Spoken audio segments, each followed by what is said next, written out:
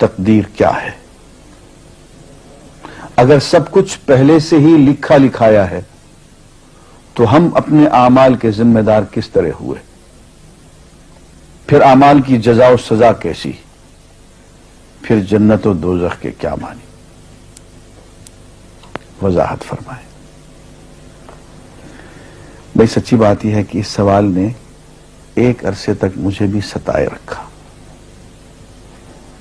اور میں سوچتا رہا کہ اگر واقعی اللہ تعالیٰ نے پہلے سے ہی سب کچھ لکھ دیا ہے کہ میں اتنے بج کر اتنے منٹ میں بیٹھ کے یہاں پہ ایک لیکچر دوں گا، یہ تقریر کروں گا، اتنے بج کر اتنے منٹ میں نماز پڑھوں گا، اتنے بج کے اتنے منٹ میں فلاں کو گالی دوں گا، فلاں کو تھپڑ ماروں گا، یہ پہلے سے ایک میرا شیڈول مرتب ہے اللہ کے یہاں، لکھا لکھایا پروگرام چھپا چھپایا موجود ہے، میرا کیا قصور؟ تو لکھنے والے کا قصور ہے؟ بات تو خطرناک ہے نا۔ تقدیر کیا ہے؟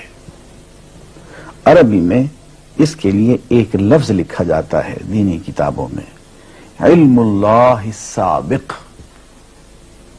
اللہ کا علم جو پہلے سے اسے حاصل ہے۔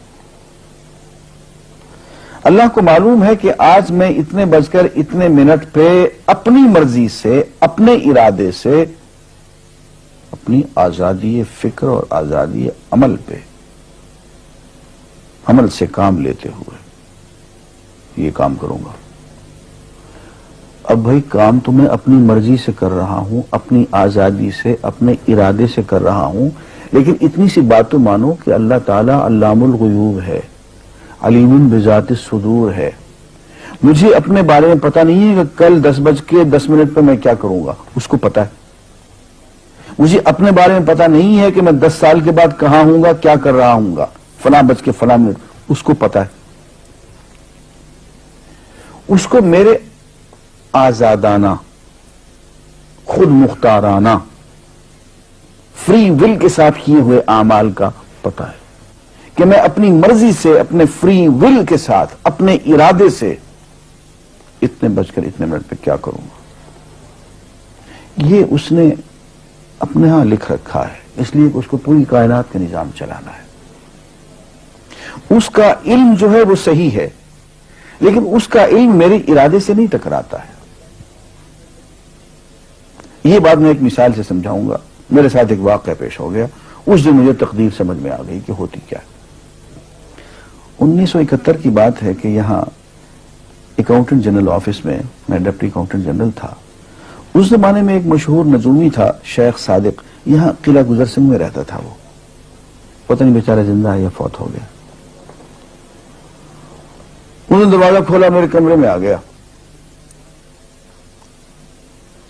ہاں صاحب، ہم آپ کی خدمت کرنا چاہتے ہیں، ہم آپ کو مستقبل کے بارے میں کچھ بتانا چاہتے ہیں۔ میں نے کہا میرے پاس فضول باتوں کے لیے وقت نہیں ہے، میں علم نجوم وغیرہ کو، اس قسم کے یہ فضول باتوں کو میں نہیں مانتا ہوں، مشغول آدمی ہوں، ان چکروں میں مجھے مت ڈالو۔ اس نے کہا سر مجھے صرف 1 منٹ تو آپ دے دیں۔ میں نے کہا ہاں 1 منٹ دیتا ہوں۔ اس نے ایک بہت بڑا کاغذ میرے سامنے لکھا جس پہ 40 خانے بنے ہوئے تھے، 40 چیزوں کے نام لکھے ہوئے تھے،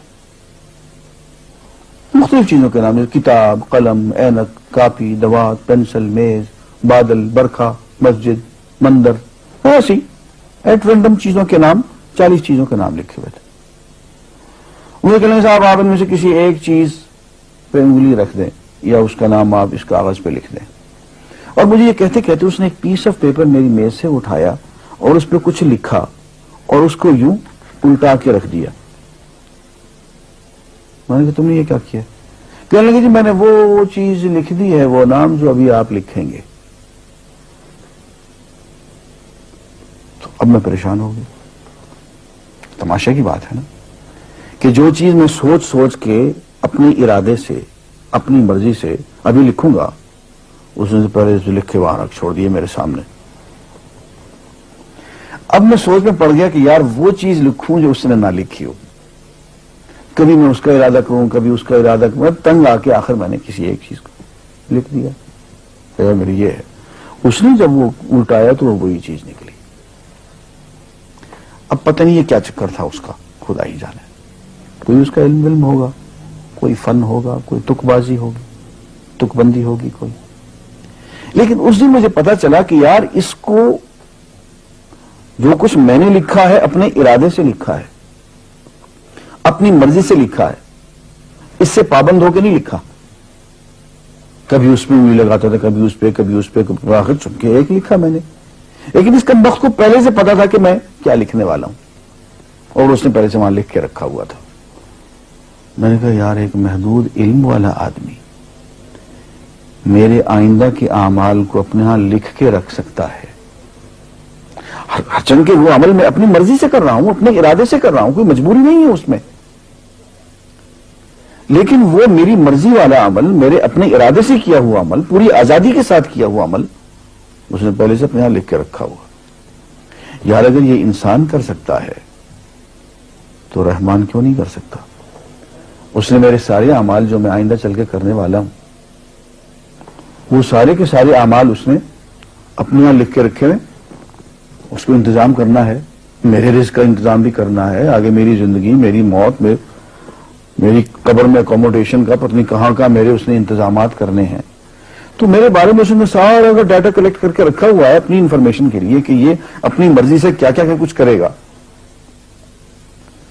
تو اس کے لکھے ہوئے ہونے سے میری مرضی ختم نہیں ہوتی, میری ذمہ داری ختم نہیں ہوتی, میرا ارادہ, میری فری ول ختم نہیں ہوتی. یہی وجہ ہے کہ ہم جو اعمال کرتے ہیں اس میں سے اللہ تعالیٰ, اس کی کچھ ذمہ داری ہم پہ ضرور ہوتی ہے. کچھ کام اللہ تعالیٰ کا ایک نظام ہے, اس میں شاید ہماری ذمہ داری نہ ہو, وہاں جبر ہو, لیکن کچھ اعمال ایسے ہیں جن میں خالصتاً ہمیں آزادی حاصل ہے, ہمیں اختیار حاصل ہے, ہم ان کے ذمہ دار ہیں, ہمیں ان پہ جزا ملے گی, ہمیں ان پہ سزا ملے گی, اللہ تعالیٰ بچائے. اور جزا ملے گی تو جنت ہوگی, سزا ملے گی تو دوزخ ہوگی. لیکن آزادی عمل اور ارادہ ضرور ہے.